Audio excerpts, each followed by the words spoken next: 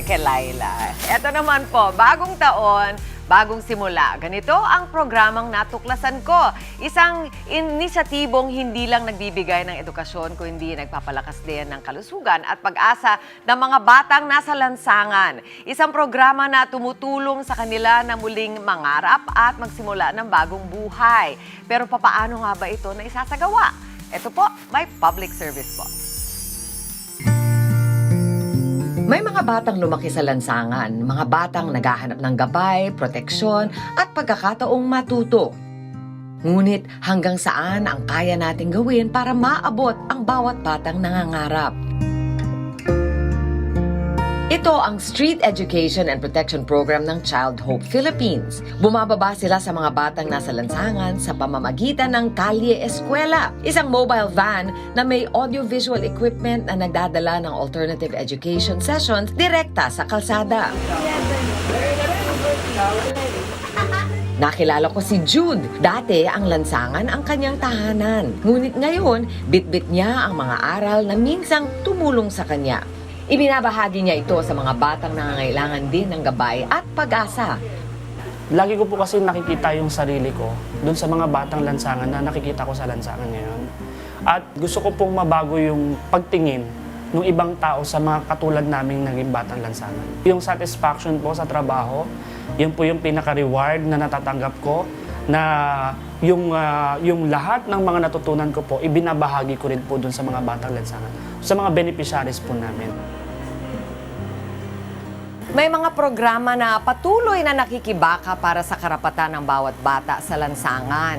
Isa na dito ang Child Hope Philippines na nagsusulong ng edukasyon, kalusugan at pag-asa para bigyan ang mga batang Pilipino ng pagkakataong mangarap at magsimulang muli.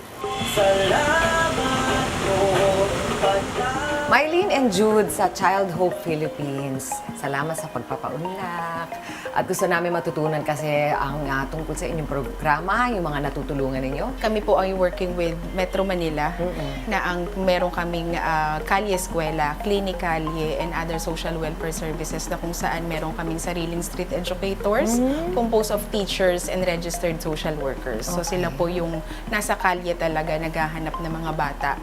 Ang Kalye Eskwela ay isang paraan para maengganyo ang mga batang nasa lansangan na muling yakapin ang pag-aaral. Dito itinuturo ang mga life skills, basic education, primary health care at ang mga karapatan ng bata. Kapag handa na ang mga bata, ini-endorso sila ng mga social workers para makabalik sa formal na paaralan, kasabay ng patuloy na gabay at suporta. Mula 7 taong gulang pataas, ang mga batang kasama sa programa ay kaagapay sa buong panahon ng kanilang pag-aaral. Meron din silang mga full-time doctor na nagbibigay ng serbisyo medikal para matiyak na malusog ang mga bata habang sila ay natututo. Meron ba kayong napansin na pagbabago hindi lang sa mga bata kundi sa mga magulang? Meron ma'am, kasi meron kami dati ayaw papasukin ng bata dahil ang gusto lang ay yung anak niya ay mag-alaga sa mga kapatid. Ngayon, pinapapasok niya na. Alam niya ng kahalagahan ng edukasyon.